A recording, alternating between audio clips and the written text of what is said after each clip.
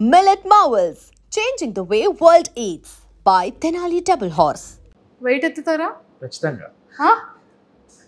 ఖచ్చితంగా నేను లుక్ ఇవ్వలేదు ఆన్ ఫేస్ ఉన్నారు కదా, ఇంక లుక్ కళ్ళలో చూడాలి, మీరు నా కళ్ళలో తెలుస్తుంది. కళ్ళల్లో చూస్తే తెలుస్తుందా? ఖచ్చితంగా నిజంగా ఒక్కటి మాత్రం ఎట్టు ఓపెన్ చేసినా కూడా అదే కనబడుతుంది. అంటే పాపం ఆవిడ వెయిట్ ఎత్తగలరా అని అడిగితే శ్రీముఖి గారిని ఎత్తుతారా అన్నట్టు చూసారు. అంటే ఆవిడ అలాగే చూసారు, మొయ్యగలరా అన్నట్టు. అంటే మేబీ మొయ్యమంటారేమో, టాస్క్ ఇస్తారేమో అనుకో నేను అదే ఎక్స్పెక్ట్ చేశాను. సో సరే, ఇప్పుడు మనం అయిన తర్వాత నేను ఆల్మోస్ట్ దాదాపుగా 8 లో ఉన్నాను అనమాట. 79 to 80. ఇప్పుడు అన్ని కేజెస్. ఇప్పుడు నన్ను వెయిట్ లిఫ్ట్ చేయాలి. డెఫినెట్లీ చేసేద్దాం. నో ప్రాబ్లం, దానికే చేసేద్దాం. ఏమైనా ఒక డ్రమ్ అనుకుంటున్నారా? ఇలా పట్టుకొని వెళ్ళిపోవడానికి లిఫ్ట్ చేసేస్తారు. అమ్మాయిలు సున్నితంగా హ్యాండిల్ చేయాలి మేడం, సున్నితంగా ఎలా ఇదేదో టాస్క్ నిజంగానే మనం వింటాము. సో మరి ఎలా లిఫ్ట్ చేస్తారో చూద్దాం. సో ఆ ఫేస్ లో ఎక్స్ప్రెషన్ ని క్యాప్చర్ చేయాలి నన్ను లిఫ్ట్ చేసేటప్పుడు. చూద్దాం, ట్రై చేద్దాం. ట్రై అంటున్నారేంటి? చేసేస్తారు అన్నారు కదా. చేసేద్దాం. మీకు తెలుస్తుంది కదా నా ఎక్స్ప్రెషన్, అది ట్రై చేద్దాం. చేసేద్దామా? చేస్తాను. నేను చేస్తాను, నన్ను మీరు మొయ్యరద్దులే, నేనే మోస్తాను. అదే చూస్తాను మరి. డెఫినెట్ గా. సూపర్. సో ఇండస్ట్రీ యాక్టింగ్ అంటే ఇష్టం? చిన్నప్పటి నుండి చాలా ఎప్పటి నుంచి చిన్నప్పుడు ఎప్పుడు టీవీస్ చూసినా, ఏం చూసినా, పోస్టర్ చూసినా అవ్వాలి అంటే ఎప్పుడు నాకు mind minimum maturity age, minimum సినిమాలు చూసే ఏజ్ అంటే స్టాలిన్ సినిమా అనమాట, చిరంజీవి గారిది. ఆ స్టాలిన్ సినిమాలో పరారే టైటిల్ సాంగ్ ఉంటుంది. ఆ సాంగ్ స్టెప్ వేస్తూ తర్వాత ప్రభాస్ గారు ఏక నిర్జన స్టెప్ వేస్తూ అలా ప్రతిదానికి టైటిల్ సాంగ్స్ అనేది ఈ పెట్టుకొని నేను అలా ఇన్స్పైర్ అయిపోతుండేవాడిని అనమాట. పోస్టర్స్ చూసి ఇలా మనకు 100 days ఫంక్షన్ ఎప్పుడు అవుతుంటుంది, మొన్న అల్లర్జున్ గారు నేషనల్ అవార్డు వస్తుంది, ఇలా మనకి ఎప్పుడు వస్తుంది, ఇలా త్రిపుల్ రామ్ చరణ్ గారు చూసి ఎవరిని చూసినా, ఎన్టీఆర్ గారిని చూసినా, ఎవరిని చూసినా ఇలాంటి ఛాన్స్ మనకి ఎప్పుడు వస్తుంది, మనకి ఎప్పుడు అవకాశం వస్తుంది అని చాలా అనుకునేటండి. జాబ్ వచ్చేసింది. మరి ఇంకేం చేస్తా, స్టేజ్ మీద అతను పొరపాటున జాబ్ వచ్చేసిందంట. ఓకే, పొరపాటున అంటే ఓకే, నేను దానికి డెడికేషన్ గా ఒక 6 months సినిమా థియేటర్లు వాటికి వెళ్ళకుండా ఓకే డాడీ పంపించాడు కదా, ఓకే వీళ్ళు నా కోసం ఎంత కష్టపడ్డారు, నా ఫ్యామిలీ నాకు చిన్నప్పటి నుంచి ఓకే ఫైనాన్షియల్గా చాలా వీక్, మేము డాడీ చాలా ఫేస్ చేశారు, చాలా ఎదురు దెబ్బలు చాలా తగిలే, నాకు ఎంత చేసినా నాకు ఎక్కడ ఏవి తక్కువ చేయకుండా నాకు బెస్ట్ ఎడ్యుకేషన్ ఇప్పించాడు. సో అతని కోసం నేను నన్ను ప్రూవ్ చేసుకోవాలి, అతని కొడుకుగా నేనేం చేయగలను, తనకి ఈ మాత్రం హ్యాపీనెస్ నేను ఇవ్వాలి అని చెప్పి టఫ్గా నా ఇష్టాన్ని కూడా నేను పక్కన పెట్టి అతని కోసం నా డ్రీమ్ని, నా ప్యాషన్ని అన్ని పక్కన పెట్టి కష్టపడ్డాను నాన్న కోసం. డెఫినెట్గా నేను కష్టపడితే ఒక నేను ఇదే ఫిక్స్డ్ ఫీల్డ్ అనుకోలే, I want make him proud to serve India అని చెప్పేసి నేను వెళ్ళి ఒక ఛాన్స్ వచ్చింది, ఎగ్జామ్ రాశాను. ఆల్రెడీ ఫిజికల్గా మెంటల్గా అన్ని ఫిట్. నేను చిన్నప్పటి నుంచి 9th class నుండి నేను రన్నింగ్స్ కానీ స్పోర్ట్స్ కానీ అన్నీ చేస్తుంటాను. సో ఆ ఫిజికల్ ఫిట్నెస్ అలా ఉపయోగపడింది. అండ్ నేను స్పెషల్గా కోచింగ్ కూడా తీసుకున్నటువంటి గ్రౌండ్కి కానీ ఈ ఎగ్జామ్స్ కానీ దేనికైనా సరే నేను దీనికోసం కూడా కష్టపడ్డాను. కానీ ఎంత కష్టపడినా నాకు మినిమం హార్ట్లో ఎక్కడో గిల్ట్ ఉంటుంది కదా, ఓకే నాకు నచ్చింది నేను ఇంకా చేయట్లేదు కదా, ఇది ఓకే లక్, అందరికీ ఛాన్స్ రాదు కదండి. చాలా మంది చాలా కష్టపడతారు కదా సర్వీస్లోకి వెళ్ళడానికి, ఇండియన్ ఆర్మీలోకి వెళ్ళడానికి. సో అందరికీ ఛాన్స్ రాదు. నాకు వచ్చిందని వినియోగించుకుంది, ఓకే వచ్చిందని ఎందుకు వదిలేసుకోవడం, ఈ అదృష్టాన్ని ఎందుకు వదిలేసుకోవడం. నేను వెళ్ళాను, 3 years సర్వీస్ చేద్దాం అంటే నేను యాక్చువల్గా నాకు ఎంతైతే ఉందో అంతవరకు సర్వీస్ చేద్దామనే ఫిక్స్ అయ్యి వెళ్ళా. నేను మధ్యలో వచ్చేద్దామని ఏం రాలే. సో అన్ఫార్చునేట్గా వచ్చింది ఛాన్స్, ఓకే ఇది వచ్చింది, దీనికి ఎలాగైనా మనం ఉపయోగించుకోవాలి, ఇప్పుడు కాకపోతే ఇంకెప్పుడు ట్రై చేద్దాం, ఎలా అయినా కొడదాం అని చెప్పి ఇలా లీవ్ పెట్టుకొని ఇలా రావడం జరిగింది. సూపర్. ఫస్ట్ ఫ్యామిలీ బ్యాక్గ్రౌండ్ ఏంటి? నాన్నగారు ఏం చేస్తుంటారు? డాడీ ఒకటి చేయలేదండి బాబోయ్, అతను ఆల్రౌండర్. అంటే అతనికి ఫస్ట్ నార్మల్గా ఓకే 10th వరకు ఓకే, 10th తర్వాత మిల్క్ బిజినెస్ పాల వ్యాపారం పెట్టుకునేవారు. ఇక్కడ మాక్సిమం మన ఏరియాస్ అన్ని, మన వైజాగ్ విజయనగరం ఏరియాస్ అన్ని ఫార్మాసిటికల్ కంపెనీస్ కాబట్టి ప్రతి కంపెనీకి ప్రతి దానికి పాలు పెరుగు అన్ని సప్లై అనమాట. అప్పుడు చాలా బాగుంటుండే.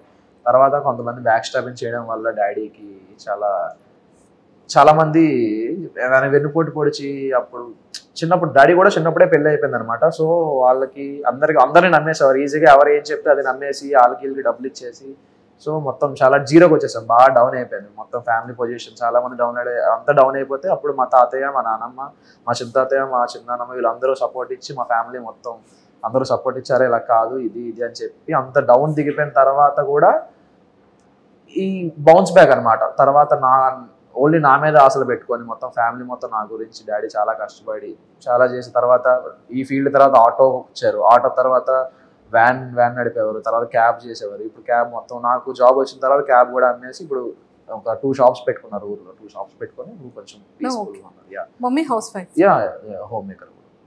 Brother and sisters? బ్రదర్ ఉన్నాడండి, తను కూడా ఓకే పాలిటెక్నిక్ చేశాడు. పాలిటెక్నిక్ తర్వాత ఇప్పుడు డాడీకి హెల్ప్ఫుల్, ఇప్పుడు డాడీకి కూడా వయసు అవుతుంది కదా, సో డాడీకి సపోర్ట్ గా ఒక షాప్ దగ్గర మెయింటెనెన్స్ చేస్తుంటారు. 2 షాపులు ఉన్నాయి కాబట్టి. సో పుట్టి పెరిగింది చదువుకోవడం అంతా విజయనగరం? నేను పుట్టింది శ్రీకాకుళం డిస్ట్రిక్ట్ పైడి భీమవరంలో పుట్టాను. పెరిగింది ఇక్కడ ఆనందపురంలో పెరిగాను, వైజాగ్ దగ్గర. హాస్టల్లో చదువుకుంది కాకినాడ అనమాట. అమ్మయ్య, ఇంకేమన్నా లిస్ట్ చెప్తారేమో. తర్వాత ఇంటర్ డిగ్రీ నా విజయనగరం, తర్వాత మళ్ళీ కోచింగ్ కాకినాడ, మళ్ళీ ట్రైనింగ్ బీహార్, పోస్టింగ్ కాశ్మీర్.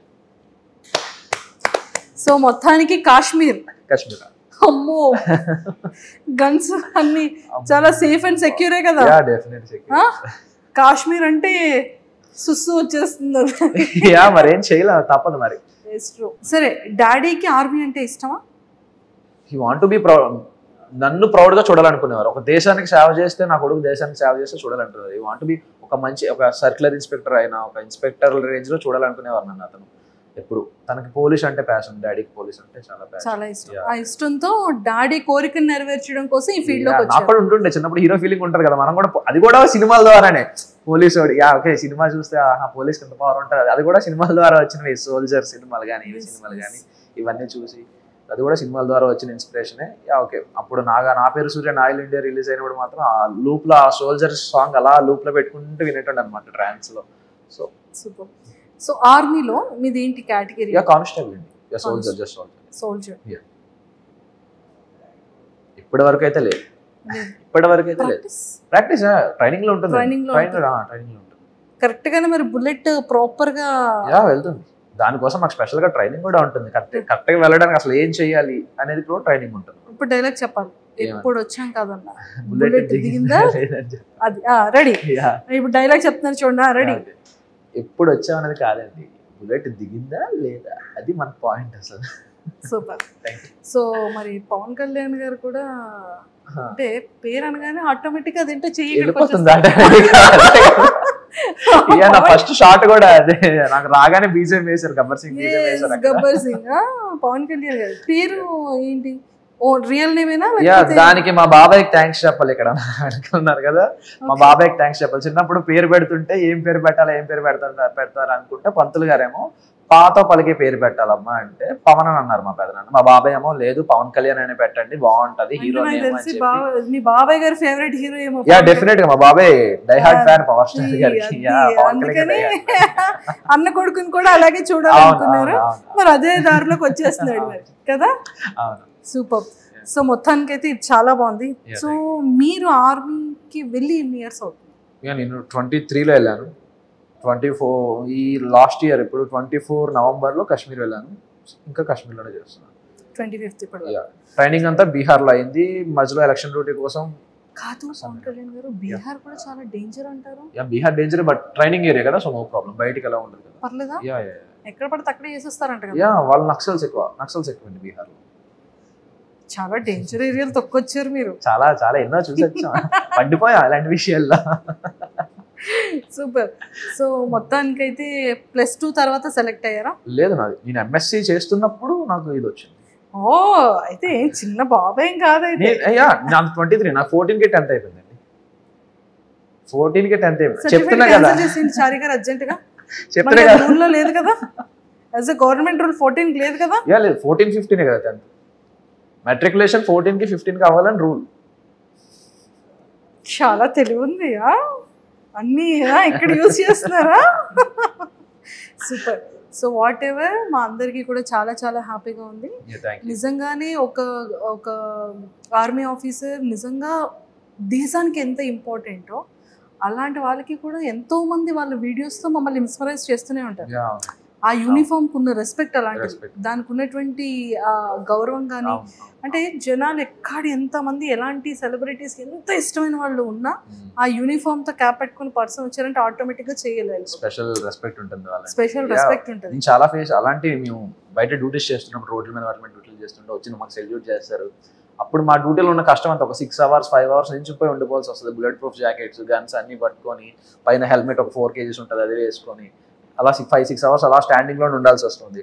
అప్పుడు ఎవరైనా వచ్చి మాకు సెల్యూట్ చేసినా ఏమైనా హాయ్ చెప్పినా ఏది చెప్పినా ఆ పెయిన్ అనేది కొంచెం మాకు రిలీఫ్ ఇస్తుంది. Okay we have to do it, ఇది డ్యూటీ ఎలాగైనా మనం ఖచ్చితంగా ఉన్నామని చెప్పి వీళ్ళు ఇంత హ్యాపీగా ఉన్నారు మనం చేయాలనే రెస్పెక్ట్ ఆటోమేటిక్గా వచ్చేస్తుందండి.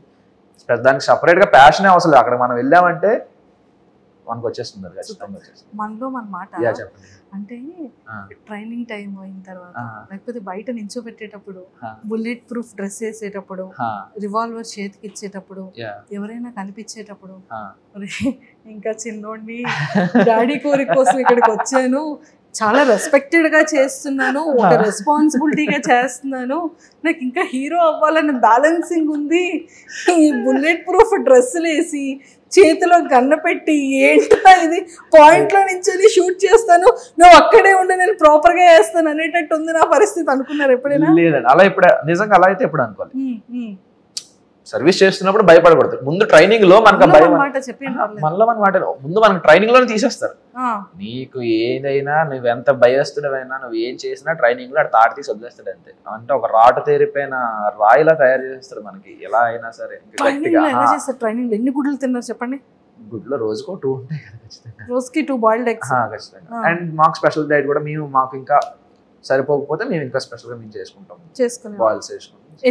ఎన్ని ఇయర్స్ ట్రైనింగ్ అండి? 11 months. Training 11 months continuous training. And for more videos, Please subscribe to iDream. Please subscribe to iDream. Please subscribe iDream. And please subscribe to iDream. For more videos, subscribe to iDream. please like, share and subscribe to the channel. Congratulations, iDream. Subscribe to iDream. Subscribe to iDream.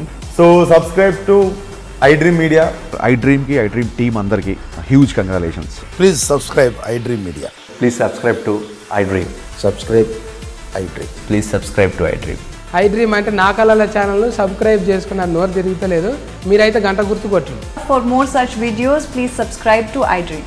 Subscribe to iDream. Please subscribe to iDream. Please subscribe iDream Media. Please do subscribe to iDream. Please subscribe to iDream Media. For best entertainment and information, please subscribe iDream. And don't forget to subscribe to iDream.